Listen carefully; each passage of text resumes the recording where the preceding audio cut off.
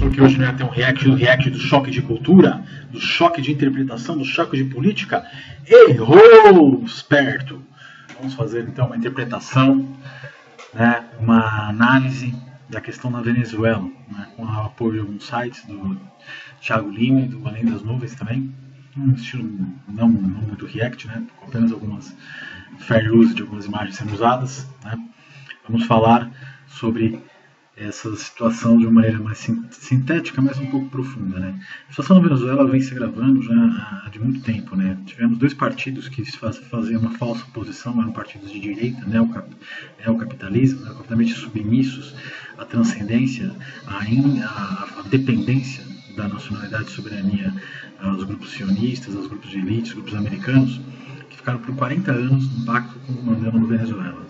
Quando a população não aguentava mais essa situação, pois os recursos eram embora a preço de banana, não havia desenvolvimento econômico, não havia desenvolvimento industrial próprio, né?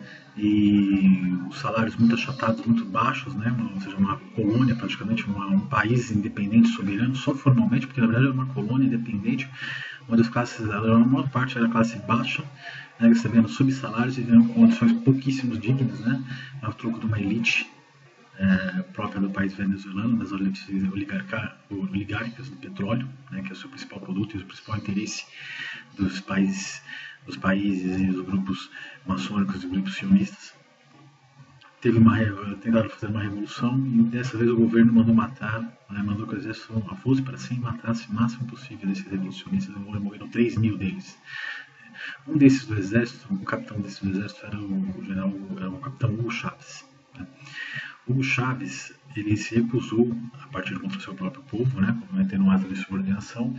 Mais tarde, conseguiu se eleger, né, numa Assembleia Constituinte, vencendo 18 de 19 processos eleitorais, o seu grupo, e começou uma estatização da Venezuela, para tornar a Venezuela dependente, soberana, transcendente, o seu grande potencial produtora de petróleo.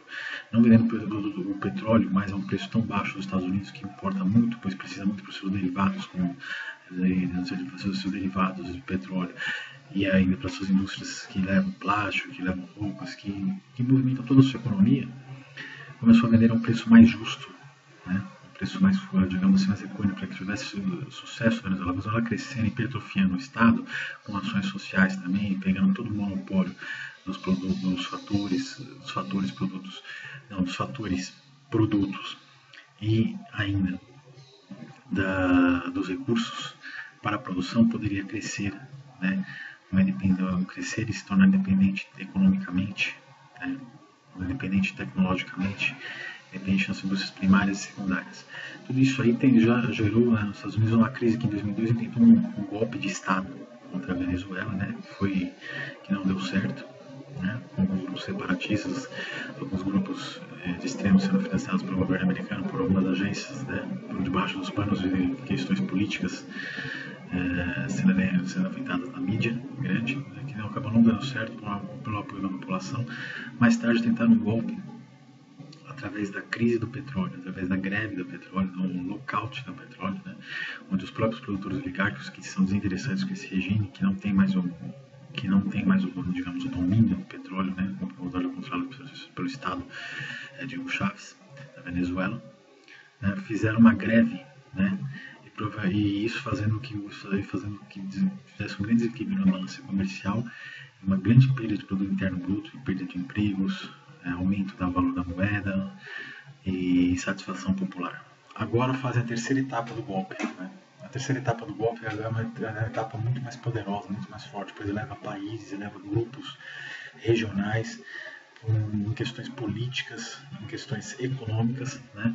A econômicas ela vem havendo a ruptura através novamente dessas oligarquias que não agora atuam no petróleo, né, mas elas secam ou impossibilitam, dificultam ao máximo a entrada de produtos primários e secundários, né, e aqueles que fazem a importação, que a Venezuela depende muito de importações, especulam com o capital estrangeiro, tem fechado guichês que especulam com esses que fazem a importação, esses grupos, essas holdings, as empresas que fazem as importações para a Venezuela de produtos básicos, de insumos necessários, estão deixando de fazer pelos valores altíssimos, né?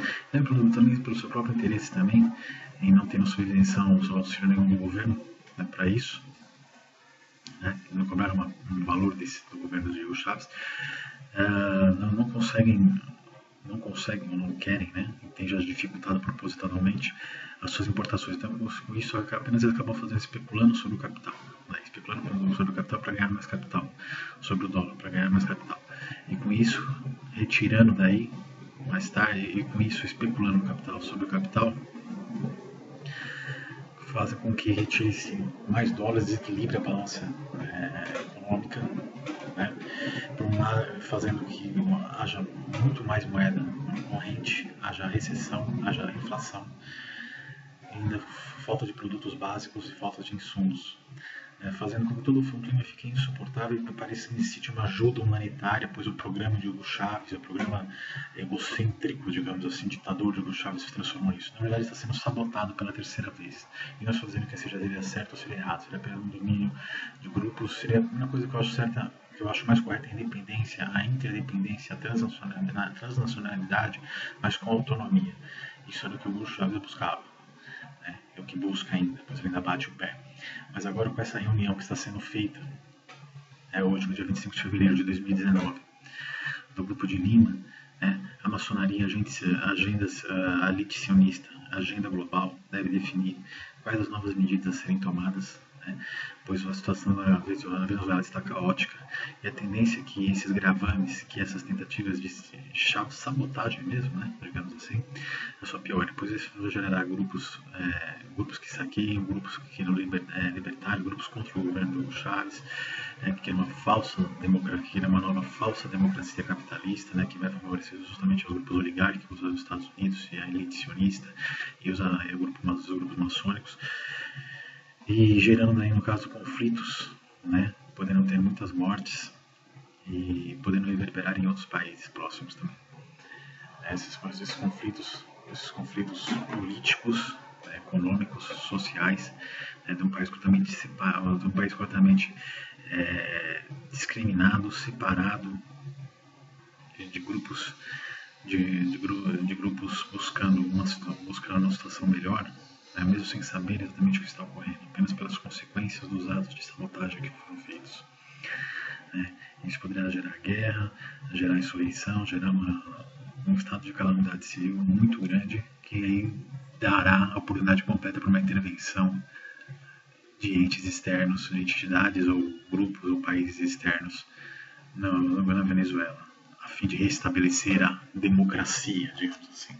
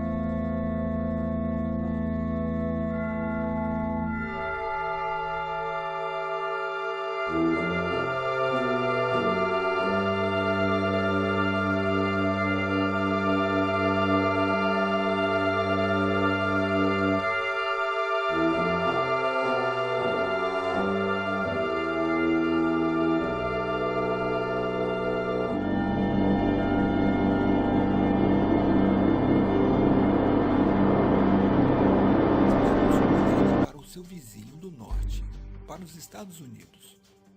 A sociedade americana é uma das maiores consumidoras dos derivados de petróleo do mundo. Primeiramente, no que diz respeito à gasolina, eles têm a mais alta taxa de carros por habitante do planeta. E obviamente existem outros derivados como plástico, roupas, cosméticos. Para sustentar essa sociedade dependente de petróleo, os Estados Unidos têm que importar 60 dos 100 barris que consomem. Vamos tentar dar uma olhada um pouco mais ampliada de onde vem o petróleo que é consumido nos Estados Unidos.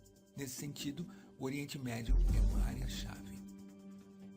Os Estados Unidos importam uma parte significativa do seu petróleo da Arábia Saudita, Catar, dos Emirados Árabes Unidos, e com esses aliados lançou-se uma estratégia para dominar politicamente a região.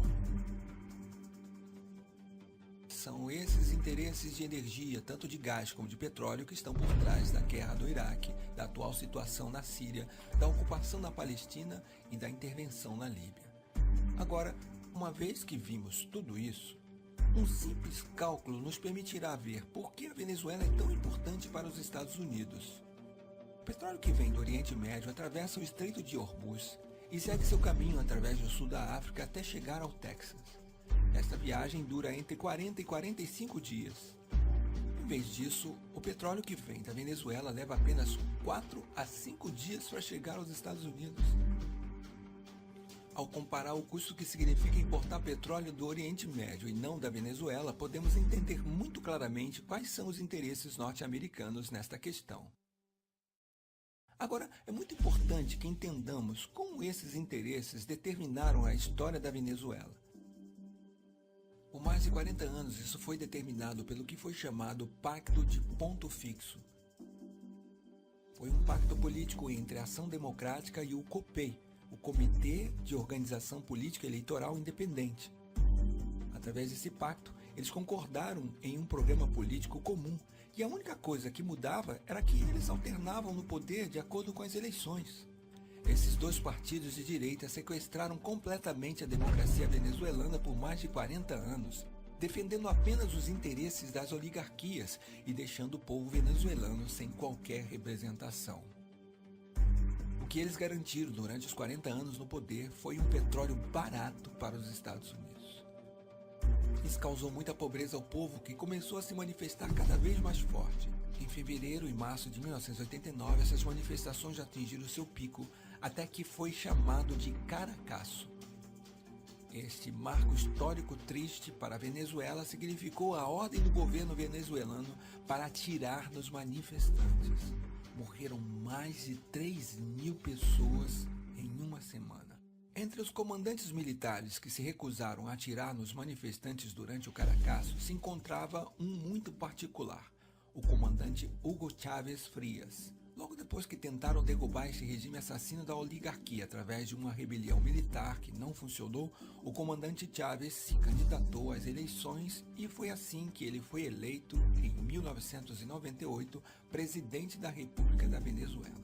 A pobreza passou de 54,2% em 95 para 23,9% em 2012. A mortalidade infantil diminuiu em 50%.